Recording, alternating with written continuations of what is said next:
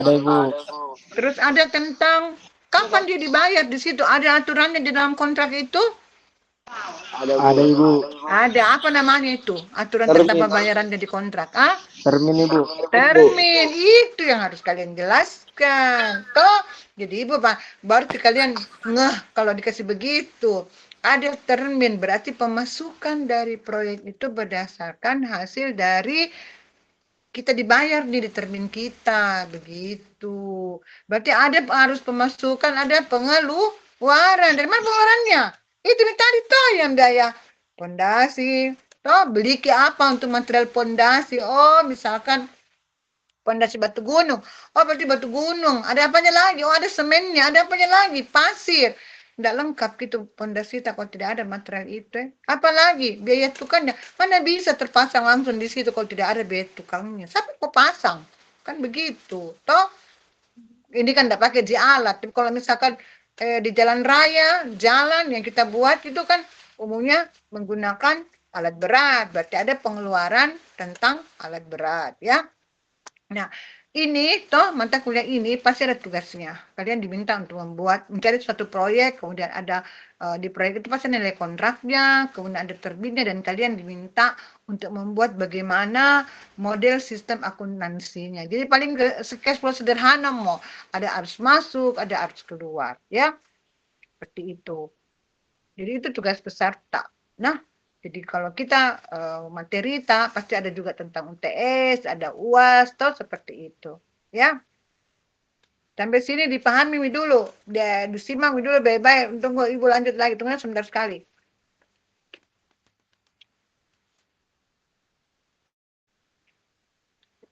Cash flow, kita buatkan neraca.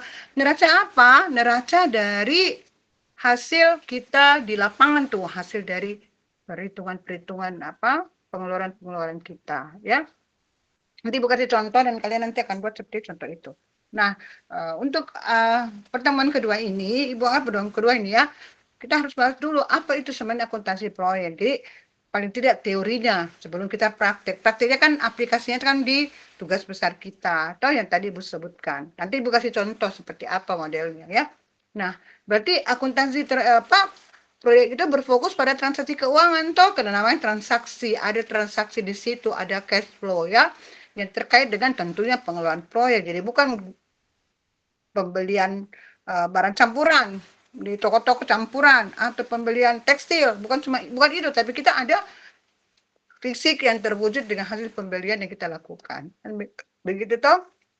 Misalkan ada biaya penagihan. Siapa yang menagih? Oh, mandor kita menagih. Jadi kita taruh di situ berapa biaya penagihan mandor, karena dia membayar tukang-tukangnya, pekerjanya, toh pendapatan kita ya, pemasukan kita tentunya tadi Ibu bilang dari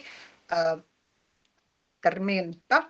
Nah, jadi kalau seperti kalian misalkan menjadi manajer, paling tidak kita punya staf akuntan, toh dia yang membuat hasil atau proses atau laporan akuntansi, toh, yaitu yang akan diintegrasikan itu tugas-tugas yang ada di dalam tugas-tugas yang ada di dalam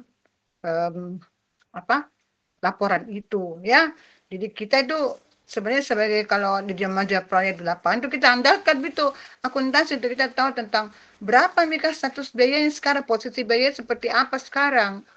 Adakah biaya overhead atau biaya tak terduga?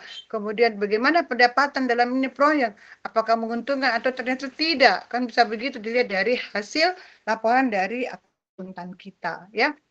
Jadi jangan kita yang jadi akuntannya, harus kita ambil orang, ada stafnya kan, kita jadi manajer tinggal menerima laporan dari akuntan tentang hasil proses atau laporan akuntansi, toh.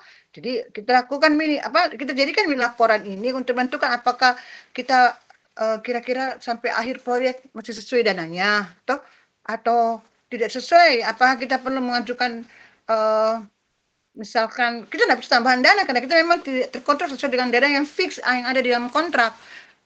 Cuman di sini tinggal kita yang internal perusahaan kita untuk ke kantor pusat bahwa perlu efisiensi di sini, perlu lebih dioptimalkan di sini karena kita sudah lihat cash flow kita. Oh, ternyata kita di menjelang akhir-akhir proyek misalkan Aduh, misalkan ditarget keuntungan pasti dapat untung iya, tapi ditarget keuntungan misalkan keuntungan minimal 20% misalkan gitu. Ternyata kita tidak sampai target 20%.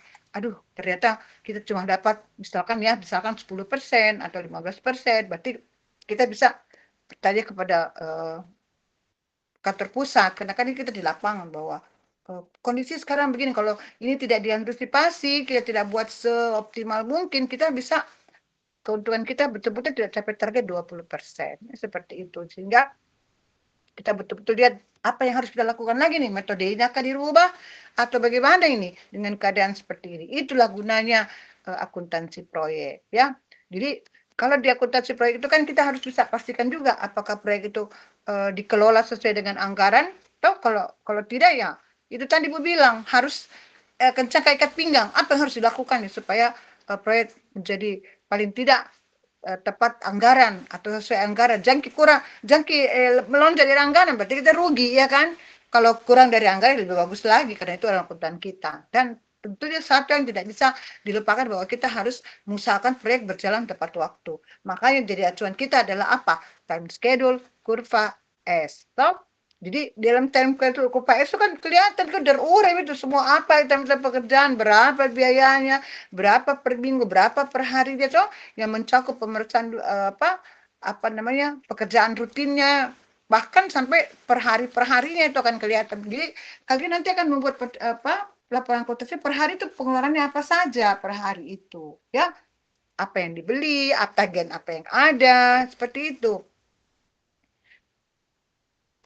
Kemudian kita bisa lihat di lembaran berikutnya di slide lembaran keempat. Kita buka coba lembaran keempat, ada poin-poin utama. Ya, dalam akuntansi proyek itu ada poin-poin utamanya yaitu metode akuntansi khusus yang menyediakan gambaran keuangan terperinci dari masing-masing proyek.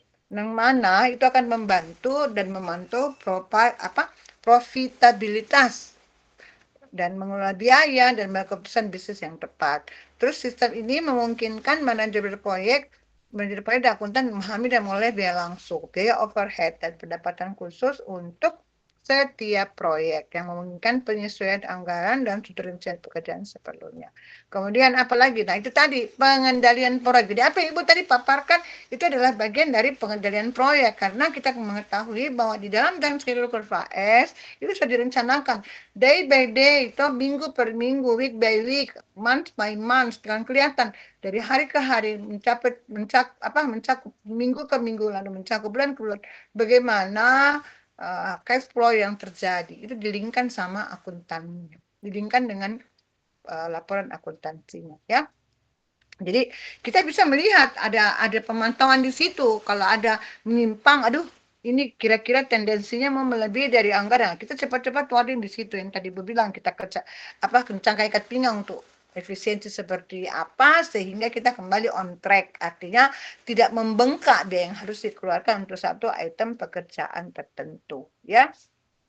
Jadi itu penting sekali ya dengan kita selaraskan dengan apa namanya termin yang kita dapatkan per termin. Kan itu termin progres misalkan pekerjaan di lapangan toh kalau kita ambil uang muka dapat ke 30% dari biaya kontrak. Kalau tidak, kita langsung lihat lagi progres langsung di lapangan. Apakah progresnya telah mencapai taruhlah 30%, kita dapat pembayaran termin 25%. Kemudian kita dari 6% itu kita progres lagi pekerjaan sampai mencapai fisik 50%. Kita dapat tambahan lagi termin 45%. Terus kemudian lanjut fisik di lapangan 80%, kita dapat tambahan lagi 70%, hingga 100% tersisa 5%. Untuk apa dana 5% itu? 5% adalah untuk pemeliharaan. Jadi pemeliharaan macam kalau gedungnya ada bocor-bocor, masih ada retak-retak, jadi diambilkan dulu dana dari situ. Jadi dalam kontrak itu ada jangka waktu pelaksanaan, misalkan 360 hari kalender, ditambah waktu pemeliharaan sebesar 30 hari kalender. Nah, di 360 ada dia fix 100% tapi tidak dibayar 100%, disisakan 5%. Nanti setelah kontraktor menyelesaikan masa pemeliharaan yang mana pada 1 bulan terakhir itu sudah tidak ada lagi yang perlu perbaikan, lolos atau tidak bocor-bocor, pipa-pipa semua berfungsi, artinya kalau diputar kerannya airnya mengalir, toh kemudian atap apa namanya finishing temboknya tidak ada yang retak-retak, nah itu baru dibayarkan yang sisa 5%-nya ya. Nah, di sini kalau kita membuat laporan akuntansi proyek, tentunya yang tercakup di situ adalah apa? Biaya langsung. Di mana apa yang dibilang biaya langsung? Biaya langsung itu adalah biaya langsung berhubungan dengan biaya konstruksi, yaitu biaya bahan atau bahan utama, misalkan nih bahan dasar dalam pembuatan jalan, toh, yaitu aspal curah, semen, pasir, bes, plat besi, toh, dan lain-lain. Itu yang dimaksud dengan biaya bahan. Kemudian biaya tenaga kerja. Apa biaya tenaga kerja itu? Ada tenaga kerja langsung berhubungan dengan pengerjaan jalan yang tadi, yaitu upah harian, misalkan orang yang pekerja aspalnya, upah tukang cornya, kalau misalkan ada yang mau dibikin dikernya, kemudian upah tukang marka jalannya, kalau memang setelah finish dilakukan pembuatan marka jalan, ya. Kemudian ada biaya perawatan alat. Biaya ini meliputi biaya apa? Biaya servis alat dan biaya misalkan pembelian spare part. Jadi di sini Ibu tinjau ke pekerjaan yang lebih memfokus ke pekerjaan jalan. Kenapa? Karena di pekerjaan jalan kan kelihatan lebih banyak juga full semua, ada alatnya, ada sumber daya manusia, dan ada sumber daya peralatannya. Kalau di pekerjaan gedung ada juga, tapi paling cuman molen dan tower crane ya, paling cuma itu.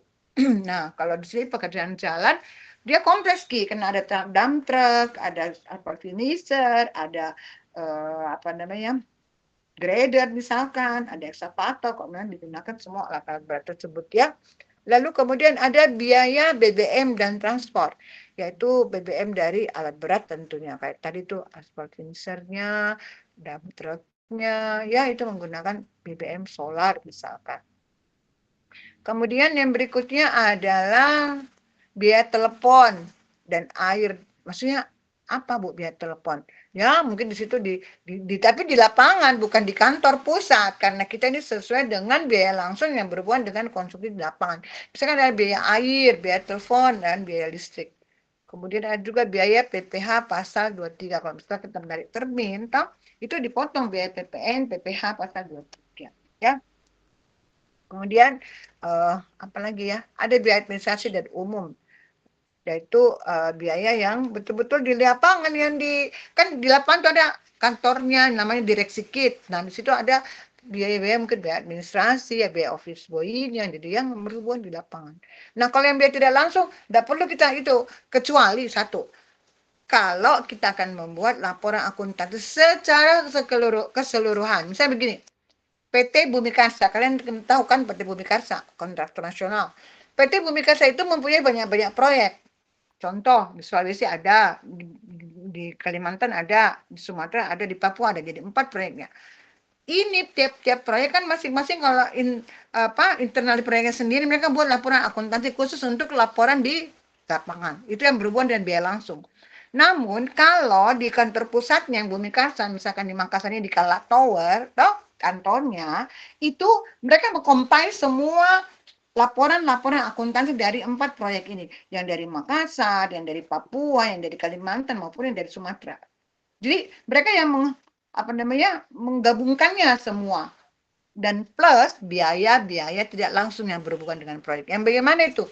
Gaji karyawan kantor, biaya perawatan kendaraan kantor, biaya perjalanan dinas, apalagi biaya BBM transport kantor, biaya administrasi kantor, biaya telepon air dan listrik kantor. Jadi beda biaya telepon air dan listrik kantor yang di lapangan dengan yang tadi ini bilang biaya tidak langsung yang dikompil yang di kantor pusat ya. Kemudian apalagi biaya lain, biaya admin dan biaya PPh pun pasal 21 dan biaya pajak juga ada, wajib yang pajak Ibu bilang PPN dan PPh ya. Kemudian misalkan biaya sebuah proyek konstruksi jalan dengan proyek bernilai kontrak sebesar 12.362.360.000 rupiah termasuk PPN. Kalau kita bicara nilai kontrak itu pasti termasuk PPN. Yang mana yang tidak termasuk real PPN atau dikatakan real cost yang ada dalam perhitungan RAB itu tidak ada PPN. Tapi kalau kita mau mengajukan penawaran kita harus tambah PPN ya. Nah, berdasarkan progres atau kemajuan ya. Dia dengan melihat toh bobot pekerjaan yang telah terselesaikan. Jadi ini contoh kasus, ya. Coba kalian buka, coba juga. Kan kalian bisa lihat toh. Iya. Kalian lihat enggak? Kita sekarang slide berapa? Halo? 8, betul. Mungkin ada yang bisa baca supaya saya tambah semangat. Coba, siapa ya? Rifan, baca Rifan. Slide 8. Baik Ibu, Ya? sebuah proyek konstruksi jalan yang ini Bu, Iya. dengan nilai kontrak sebesar 200 miliar, Hei, termasuk mana 12 200 miliar, miliar? 12 miliar Bu, termasuk pajak pertambahan nilai dalam kurung Sebut PPN Ki, 12 miliar 362 12 juta miliar 360 362 ribu juta rupiah. Ada 360 deh. ribu rupiah. Kutuna. Termasuk Berdasarkan progres atau kemajuan dengan nilai bobot pekerjaan yang telah terselesaikan atau sistem MC dalam kurung monthly of certificate. monthly of certificate. Jadi kalau dia mau tarik terminnya dia harus mengajukan monthly of certificate. Terus Adapun model pencairan dana yang dilakukan yaitu model pencairan dana uang langsung dalam kurung LS yang dilakukan melalui surat perintah membayar langsung.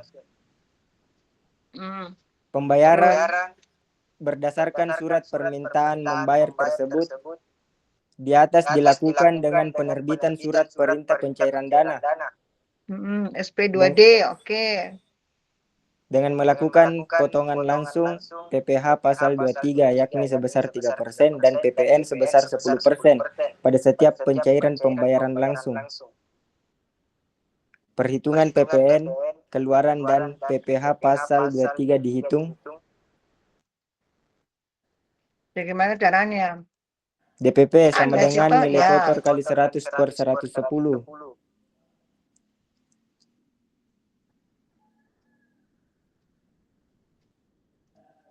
Terus PPN sama dengan 10%, PPh sama dengan 3%.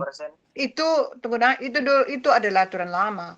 Aturan baru sekarang PPN 11% ya dari dasar pengenaan pajak atau DPP. Kemudian PPh finalnya itu berkisar antara 1,75 sampai 6%. Jadi tinggal kita perkalikan diganti di situ ya. Kalau misalkan di sini tadi dia berapa? 3% dan PPN sebesar 10%, PPN itu diganti menjadi 11% ya. Lanjut Rifan. Sampai slide 10. Baru ganti lagi. Pada tanggal 6 Maret 2014, perusahaan menerima pembayaran uang muka sebesar 2.472.471.900 rupiah, yakni sekitar 20% dari nilai kontrak 12.306.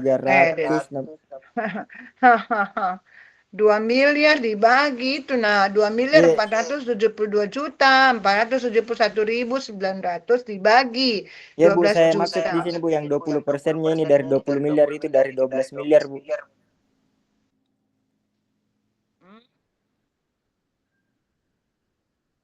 Nilai kontrak 2.472.471.900 rupiah dibagi 12.362.360.000 rupiah dikali 100%. Tunggu, saya potong dulu ibu cut ya, berhenti dulu. Kalau dia 20% ditarik terminnya, berarti berapa progres fisik di lapangan? Apa Bu? Kalau dia kan menarik pemberian uang muka nih sebesar, berarti dia sebesar 20%. Berarti adakah progres fisik di lapangan atau belum? 362. Semuanya, bukan cuma Rifan. Kira-kira ada yang bisa bantu jawab. Jika pada tanggal 6 Maret ini, 2014, perusahaan ini menerima pembayaran uang muka sebesar 2.472.421, yakni sekitar 20% dari kontrak. Nah, kalau dia dapat itu berarti apakah pekerjaan di lapangan sudah ada atau belum? Belum Ibu, belum. Belum Ibu. Ya, karena dia mendapatkan uang muka. Kenapa dia dapat 20%? Kenapa bukan 30%? Di Kepres kan ada 20, ada 30. Kenapa dia dapat 20? Ada yang tahu? Coba lihat berapa nilai kontraknya. 12 miliar. Berarti dia kontraknya untuk kontrak besar. Kalau kontraknya biayanya kecil, itu dapat DP yang persentasenya lebih besar, bisa 30%. Dia misalkan 500 juta atau cuma 1 miliar, 2 miliar, sampai batas 5 miliar kalau nggak salah ya. Tapi sekarang itu kepresnya berubah karena nilai uang tinggi. Bisa jadi sampai 10 miliar, sekarang bisa dapat 30% dari nilai kontrak, uang mukanya. Tapi kalau ini kan di atas 10 miliar, berarti dia cuma bisa dapat 20%, ya, gitu. Oke, mungkin yang berikutnya lanjut di DPP, dasar pengenaan pajak ya. Yang itu tadi. Kan kita mau lihat dasar pengenaan pajak berarti berapa. Berarti nanti kalau misalkan diganti dengan 10% jadi 11%, tinggal kalian rubah dari 10% menjadi 11% ya. PPh pasal 23 juga. Kalau misalkan bilang 1,5%, tinggal gantiin 3% menjadi 1,5% ya.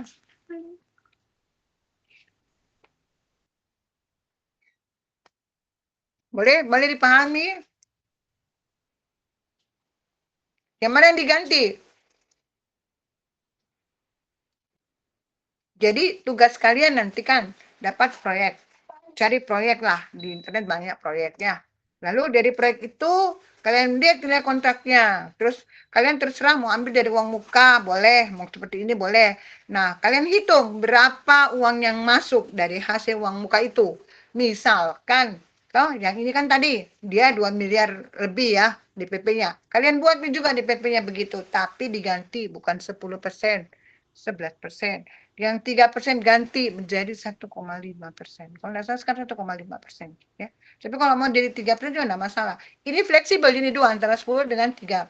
Itu tergantung dari kebijakan yang berlaku pada saat itu. Ya, bisa dipahami?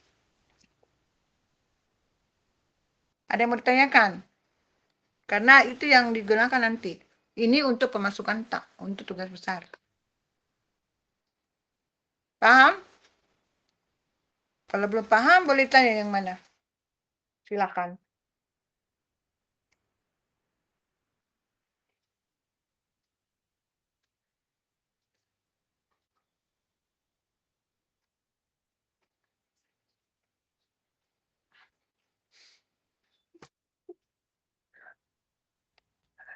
Silakan, kalau ada yang mau ditanyakan. Berarti paham dia, kena yang bertanya. Sudah paham semuanya?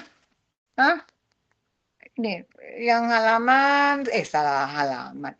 Slide mulai slide nomor 10 lah. Enggak. Mulai dari slide nomor 9, 10, 11. Ada yang mau ditanyakan? Udah jelas ya? Saya Bu, Ya, silakan Divan. ya kan tadi kalau sistem termin awal begini buat ODP itu kan biasanya APBN. Ya, maksudnya saya begini Bu pertanyaannya. Kenapa harus dikenakan pajak lagi sementara ini anggaran dari uang pajak? Mungkin itu Bu. Kenapa dikenakan pajak lagi padahal ini Padahal ini anggaran Oh, ya. Paham. Kita kan tahu, kita bayar pajak untuk pembangunan, betul tidak? Iya, Bu. Hah? Iya. Betul tidak? Terus, kalau kita pembangunan itu, toh, kita digunakan, misalkan begini, uang masuk ke anggaran pendapatan belanja negara, masuk ke APBN. Jadi, misalkan proyek ini dibiayai dari APBN, toh, misalkan tadi 12 miliar. Tapi peraturan keuangan di sistem keuangan di negara kita, setiap bahan pembelanjaan itu kena pajak enggak? Kita saja makan di restoran kena pajak 10%, betul enggak? Betul Ibu. Coba. Nah, PBB itu pajak bukan? Pajak. Nah, kenapa? Kenapa diberlakukan? Karena di situ ada item material-materialnya. Paham maksudnya? Sama juga kalau kita beli makanan begitu. Berarti ada, karena di situ pun itu satu, ada pembelian materi. Yang kedua, apakah kontraktor setelah menyelesaikan pekerjaan itu mereka mendapat penghasilan tidak dari situ? Mendapatkan Ibu. Ya, dia mendapatkan penghasilan, berarti makanya dia kena pajak pajak pertambahan hasil atau PPh final. Nah, itu PPh final untuk ke pengusahanya. PPN-nya untuk ke materialnya. Tapi ingat Ki, di situ toh kalau kita kan lihat di dalam penghitungan RAB toh di situ kan kalau proyeknya ada pekerjaan jalan, itu di situ sudah ditambahkan juga pajak 10%. Dijangki lagi setelah total, ditambahin lagi pajak 10%. Tidak menang-menang kita kalau ikut tender. Mengerti enggak?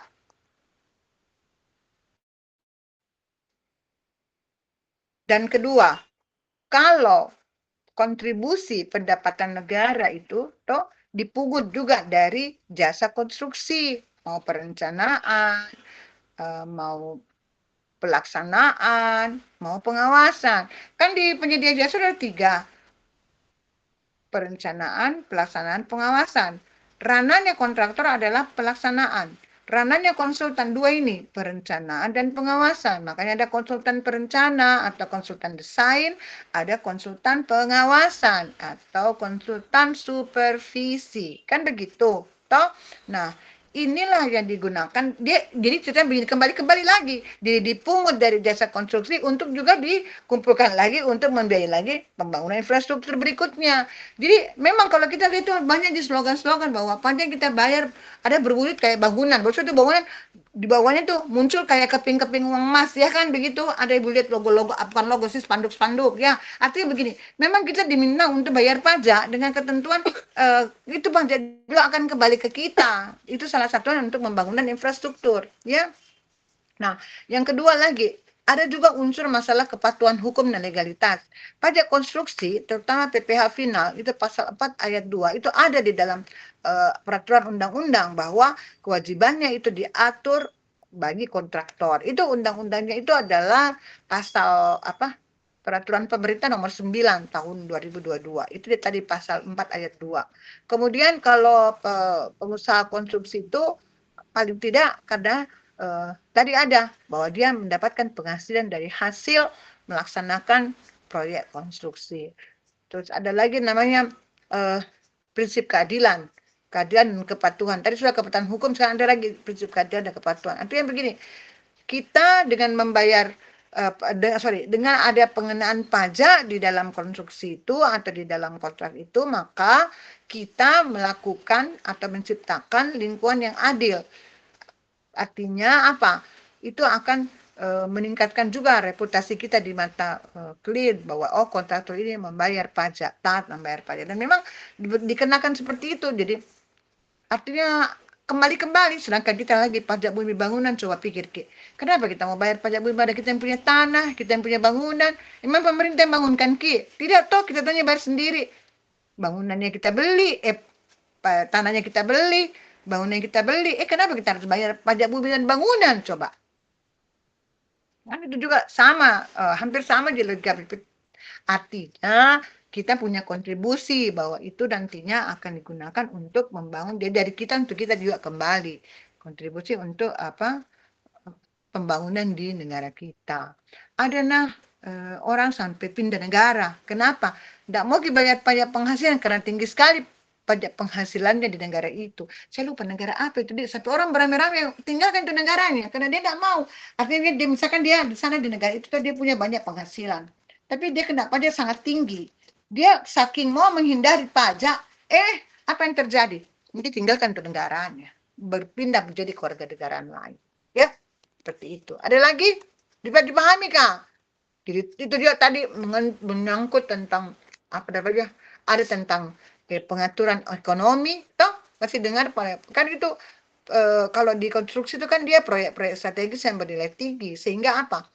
Kalau penerimaan pajak itu sangat signifikan untuk mendukung APBN, toh, dan juga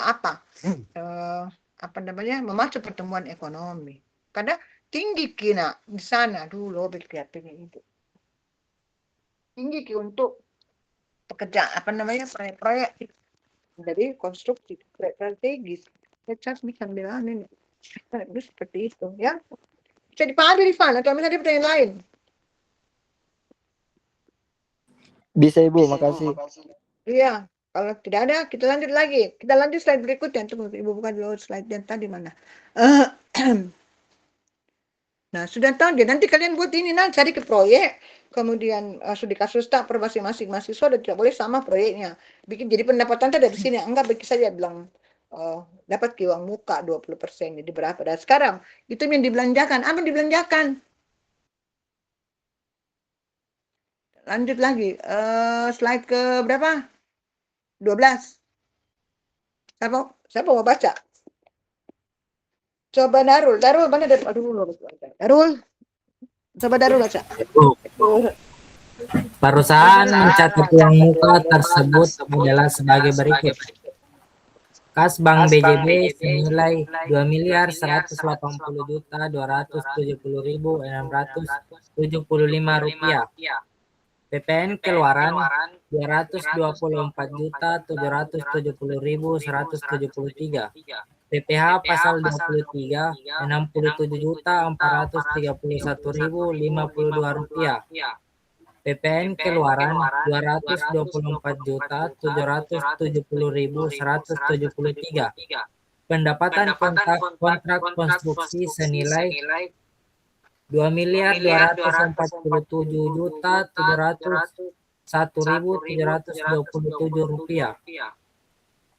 Pada tanggal 11 Juni 2014, perusahaan menerima MC ke 1 sampai 4 sebesar 5.261.720.321 rupiah dengan persentase penyelesaian pekerjaan sekitar 62,6%.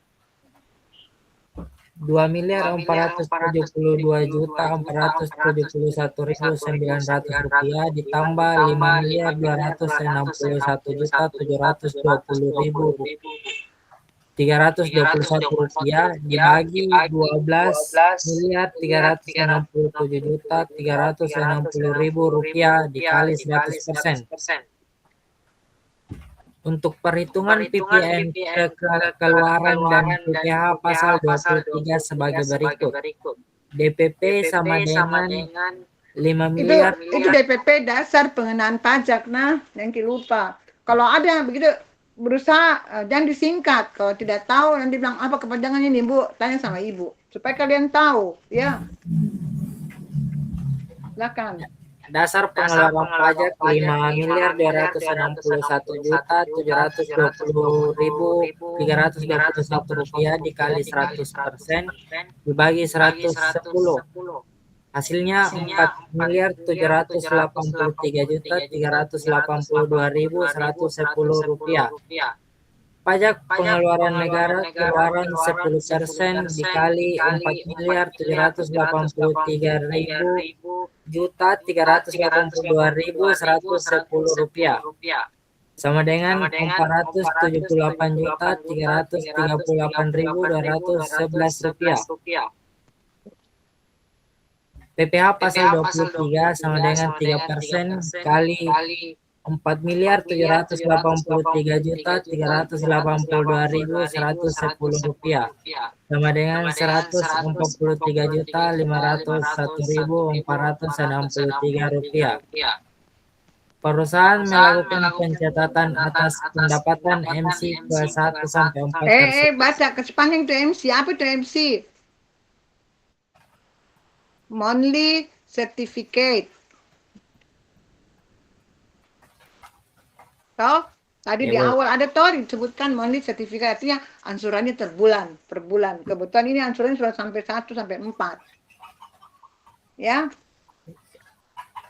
Pendapatan monthly certificate ke 1 sampai 4 tersebut adalah sebagai berikut. Kas Bank BJB 4.939.880.647 rupiah. Pajak penghasilan negara keluaran 478.338.211 rupiah. PPh pasal 23 Rp143.501.463 Biaya pengeluaran negara keluaran Rp478.338.211. Jadi pendapatan konsumsi sebesar Rp4.783.382.110. Oke, itu slide kita yang terakhir. Ibu belum kirim lagi PPT pertemuan kedua, Di. Oke, tuh saya cek dulu PPT ya, Ibu ya. Pertemuan kedua. Dulu. Nah, tadi itu dan tulisan pencatatan perusahaan, berarti itulah yang dimasukkan di laporan akuntansinya. Ya, ada tuh tadi Ibu tangkap disebutkan bahwa pencatatan perusahaan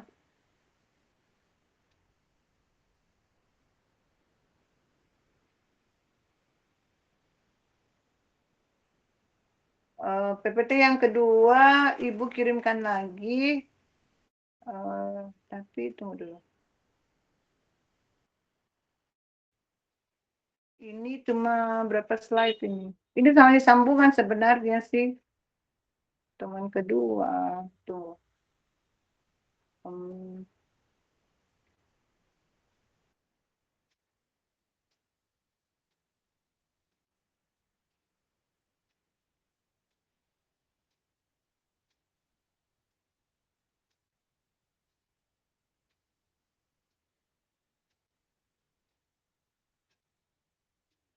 Ya.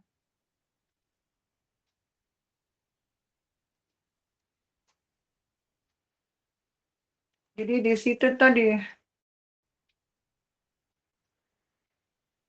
Ibu kasih lagi dulu slide-nya Ibu. Kenapa ya kurang tuh? Dia sampai 15 slide juga.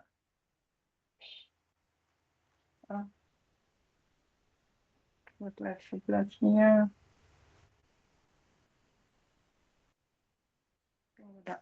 Hilang sih. Aduh, kenapa ini hilang?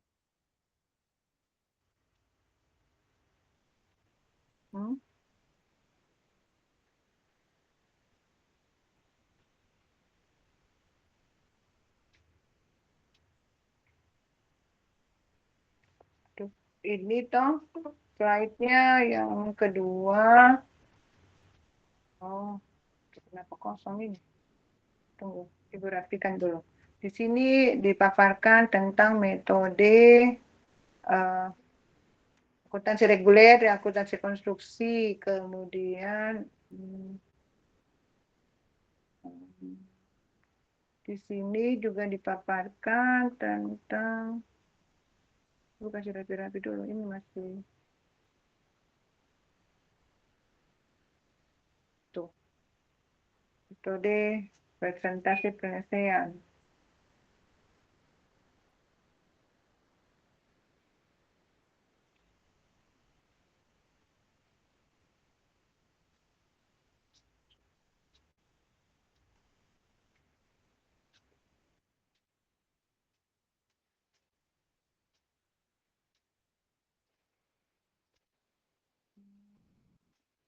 Tunggu dulu.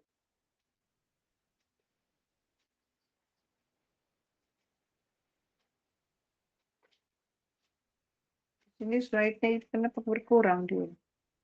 Nanti kalau sudah ini baru saya kasih Kina, baru kita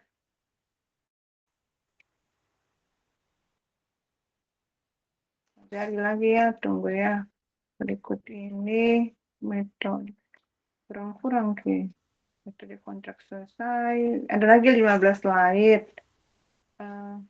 Enggak sampai 15 slide mungkin.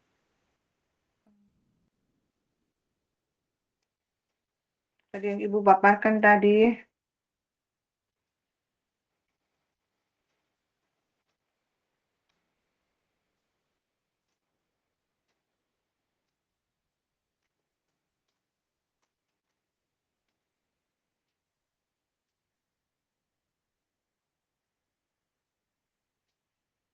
Jadi pada saat kalian membuat contoh tugas besarnya nanti, kalian langsung memilah mana akun debit, mana akun kredit. Kalau debit apa lagi tadi Ibu bilang? Kalau debit pemasukan atau pengeluaran? Oh, kalau debit.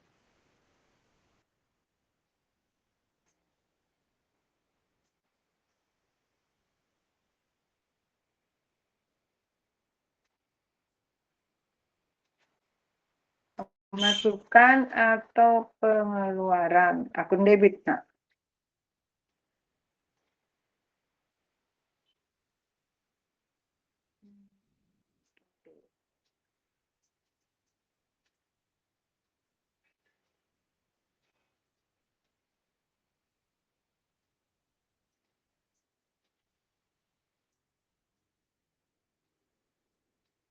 Akun debit. Tadi kan Ibu, sorry. Tadi kan Ibu paparkan ada akun debit, ada akun kredit. Kalau akun debit itu apa pengeluaran atau pemasukan?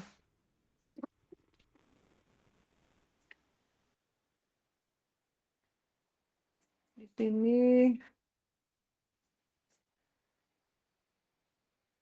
sebenarnya ada aplikasi yang cuma enggak tahu eh,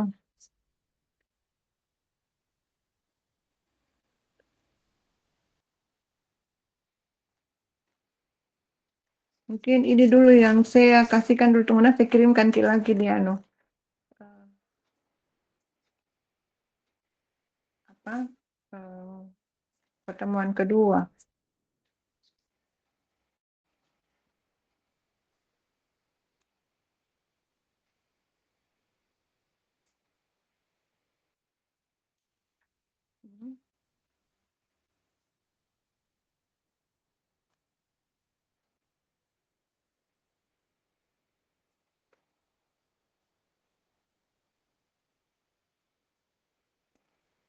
Ibu kirim di email saja Dina karena kadang-kadang bermasalah di WA-nya Ibu.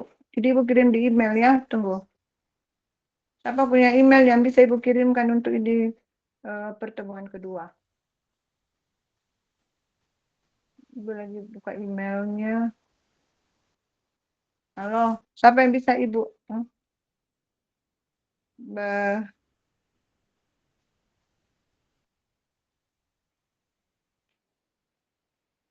Siapa? Tolong kasih emailnya ke Ibu. Ibu coba kirim melalui email saja ya. Siapa yang punya email coba? Atas nama siapa? Coba sebut saja Ibu ketik sekarang. Bu, saya kirim di grup, Bu. Kita kirim di grup, tunggu Ibu lihat dulu ya nak. Ada yang atau yang ini saja, Bu. Ini Darul Mutakin itu mau nak tunggu. Darul, kalau Ibu sudah buka nih di Darul Mutakin. Lagi kalau WA ya Ibu saking banyaknya kapan gambar-gambar dan video-video sampai begitu lama putar-putar kalau kita mau. Jadi saya lebih suka ke email saja, gmail.com.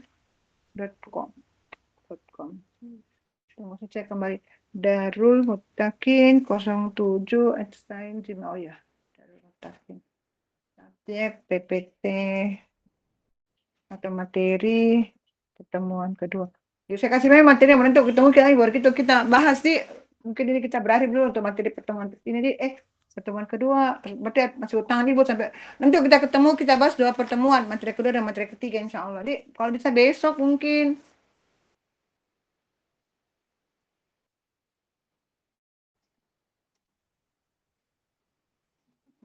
Take file tunggu.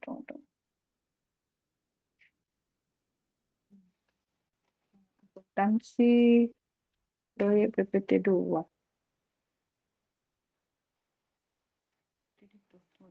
Tunggu foto beda lagi isinya.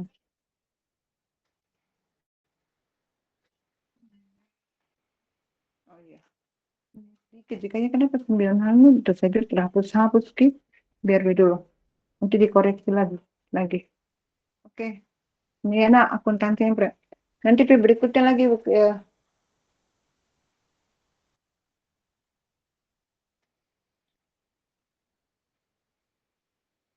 Nanti lagi Ibu kirimkan yang berikutnya nah. paling tidak besok lagi. Nah, oke. Nah, itu tadi kita sudah tahu pahami bagaimana itu akuntansi toh. Berarti ada debit, ada kredit. Debit itu pengeluaran, kredit itu pemasukan. Dari mana pemasukannya? Intinya itu di pemasukan dari mana? Pemasukannya dari hasil pembayaran monthly sertifikat atau termin dari proyek. Toh, kayak tadi tuh kita lihat ada termin pertama ada uang muka ditambah termin bertambah sampai ke 4. Cuman itu kalau Ibu nanti kita buat jangan sampai selesai tapi kita buat per MC. Kalau MC apakah dia MC pertama ataupun MC kedua, berarti belum selesai karena kalau sudah sampai 4 itu monthly sertifikat keempat itu berarti sudah 100% itu di lapangan ya. Nanti kalian bisa baca lagi kembali di materi-materinya Ibu. Terus mungkin ada sedikit juga ada aplikasi atau apa tadi namanya Sahir Komputer. Itu pada Ibu dapat dari temannya Ibu dari orang akuntansi memang, tapi saya minta itu hari buatkan dalam narasi-narasi yang ada dalam item-item kegiatan itu adalah tentang proyek konstruksi. Jadi kalau bukan yang umum kayak perdagangan, kalau perdagangan kan gampang ya, kayak misalkan mereka jual produk, taruhlah kayak barang campuran. Oh pada hari itu apa yang keluar, maksudnya apa yang laku, apa yang masuk kan begitu. Nah kalau kita tuh unik, kenapa? Kita begitu selesai proyek, selesai juga laporan akuntansi khusus untuk proyek pada tahun anggaran itu. Dan sekarang kita lebih fokus pada proyek yang bersumber dari proyek pemerintah atau dan anggaran dari APBN, APBD atau APBD tingkat 2 ya. Jadi jangan ambil proyek swasta ya, karena kalau swasta itu mereka kan punya dana sendiri, jadi suka-sukanya mereka, tidak ada istilah harus tepat waktu, harus tepat mutu, kan suka-sukanya dia. Mau tepat mutu kan, mau tepat waktu ya urusannya dia, ya kan? Tapi kalau memang dia mementingkan kualitas ya dia juga berusaha tepat mutu, tapi kalau masalah waktu ya ada lagi uang yang mau dia bangun lagi. Tuh contoh kayak di mall nih, mall NP.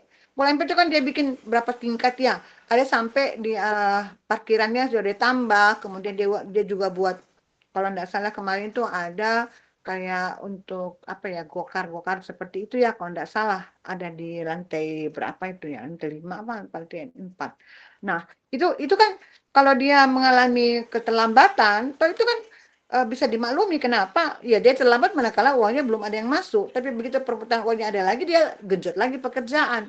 Tapi bedanya dengan proyek yang dibiayai oleh dana-dana dari APBN atau BPD yang proyek-proyek yang artinya kita kadang-kadang kita katakan bahwa proyek pemerintah itu tidak bisa seperti itu karena sudah ada dananya dan sudah ada waktu yang ditentukan yang mana yang tertuang dalam kontrak ya, ada dana dan kontrak itu sudah dana dan waktu sudah tertuang dalam kontrak, itu tidak boleh kita menyepelekan itu dan tidak boleh kita keluar dari apa yang sudah kita sepakati dalam kontrak. Namanya kontrak. Ada pihak pertama, pihak kedua berjanji untuk menyelesaikan pekerjaan sesuai dengan dana yang tersedia sekian. Toh misalkan 12 miliar yang kayak tadi, kemudian biaya jangka waktunya sekian, misalkan 360 hari kalender. Nah, kita sebagai kontraktor tidak boleh keluar dari itu. Jadi beda sekali dengan kalau proyek yang dibayar dengan dana pribadi atau pihak swasta. Seperti itu, ya.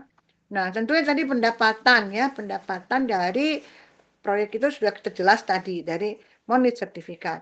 Kemudian, pada saat kita bikin laporan akuntansi, ada laporan per waktu pendapatan pembayaran terminnya, dan ada juga yang per bulan. Nah, nanti nih tinggal kita pilih. Kalau Ibu nanti Ibu minta supaya kalian membuat laporan yang per monthly sertifikat saja, ya, sesuai dengan berapa dana yang masuk atau kredit. Jadi kalau kita kredit berarti dana masuk itu ya ke akun dari akuntansinya perusahaan seperti itu. Jadi kalau misalkan tadi berarti maksudnya tadi tuh dalam perusahaan ada tadi tuh yang dikatakan bahwa dari perusahaan tercatat bahwa tulis jual itu berapa PPN-nya, PPH dan berapa yang ada di bank, bisa dari saldo bank atau saldo kas di bank, berarti di bank sekian 2 miliar. Nah, sekarang dengan uang muka yang diterima itu sekitar 2 miliaran itu sekarang digenjotlah pekerjaan. Tapi ingat itu 2 miliar bukan untuk mencapai 100%, iya kan? Karena 2 miliar itu kan tadi uang dari 20% dari kontrak. Ya kalau 100% ya wajar 100% berarti selesai proyek dan uang terhabiskan 12 miliar. Tapi kalau dikatakan tadi kita mendapatkan DP 20%, idealnya kita harus melaksanakan fisik 20% juga di lapangan. Kenapa? Ya kita dikasih uang DP 20%. Tapi kalau kita pandai mengelola di lapangan, toh itu bisa saja bukan 20%. Kira-kira berapa persen? Di atas 20% atau di bawah 20%? Komentar kalian.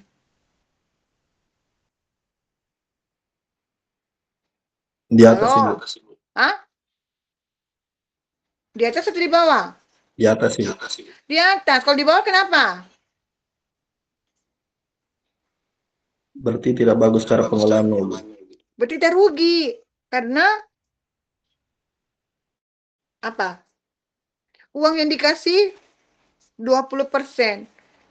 Kita masa kerja fisik 15%, berarti 5% itu kita betul-betul boros 5%-nya. Paham nah? Berarti pengelolaannya tidak bagus karena kita rugi, kita boros 25%. Taruhlah 15% di lapangan, dikasih uang 20, idealnya itu kan untuk 20. Sebenarnya itu kan di RAB itu sebenarnya itu 20 itu apa namanya 20% itu sebenarnya kalau di lapangan tuh kita mampu untuk berapa persen di atasnya, betul enggak? Betul, Jadi Ibu. dia minimal harus sama 20%. Kalau 20% juga sama, berarti kita kan sesuai juga. Tahu? Sesuai pas. Tapi kalau dia 15% di lapangan, baru uang yang dikasih ke 20%. Oh, diberikan mobil dulu 5%-nya. Terlambat lah itu proyek. Kan kadang-kadang Ibu, kontraktor itu baru terima DP 2 miliar ini beli mobil. Padahal peruntukannya itu di lapangan, Bos. Untuk Ibu, bangun dulu fisik.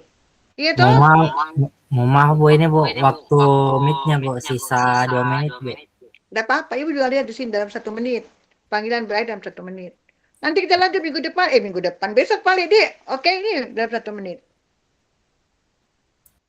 Tidak masalah. Nah, jadi begitu ya. Tolong buat cari-cari proyek sekarang. Oke? Baru kalau bisa bikin-bikin mie dulu. Meskipun masih kasar-kasar, tampilkan nanti ke Ibu. Seperti ini, Bu. Oke? Nah, sampai ketemu paling besok ya. Makasih banyak atas sini, nak. Assalamualaikum warahmatullahi wabarakatuh.